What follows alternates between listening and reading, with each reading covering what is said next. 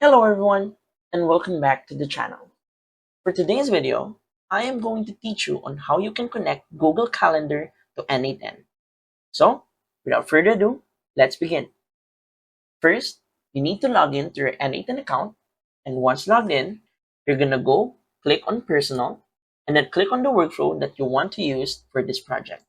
Now, we're gonna add the first step, and we're gonna search Google Calendar. Then, click. Then we're going to search, or we're going to choose a trigger for this project. Then N8N will then ask us to put in our credentials to connect with. So we're going to click on Create New Credential. And then we're going to click on Sign In with Google.